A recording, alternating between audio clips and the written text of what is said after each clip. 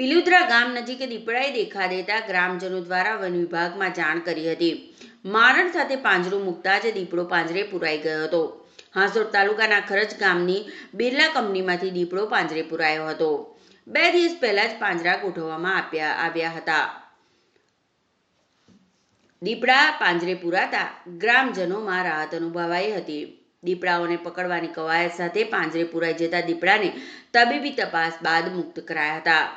ભરૂચ જિલ્લામાં જંગલ વિસ્તારમાંથી ગ્રામ્ય વિસ્તારમાં દીપડાઓ પ્રયાણ કરી રહ્યા છે, ત્યારે અંકલેશ્વર તેમજ હાંસોડ તાલુકાના ગામમાં દીપડો નજરે પડતા ગ્રામજનોમાં ભયનો માહોલ જોવા મળ્યો હતો.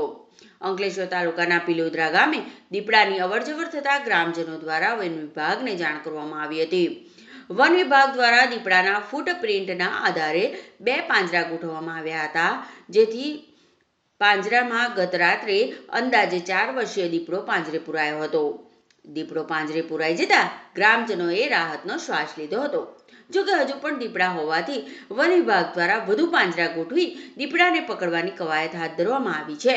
તો બીજી તરફ હાંસોડ તાલુકાના ખરજ ગામ નજીક આવેલ બિરલા કંપનીમાં દીપડો નજરે પડતા વન વિભાગ દ્વારા પાંજરું ગોઠવવામાં આવ્યું હતું, જેમાં 2 જુલાઈના રોજ અંદાજે 2 વર્ષીય દીપડો પાંજરે પુરાયો હતો. અગાઉ પણ આ બિરલા કંપનીમાંથી 2 દીપડા પાંજરે પુરાયા હતા. આ બંને દીપડાની તબીબી તપાસ બાદ જંગલમાં મુક્ત કરવામાં આવ્યા હતા.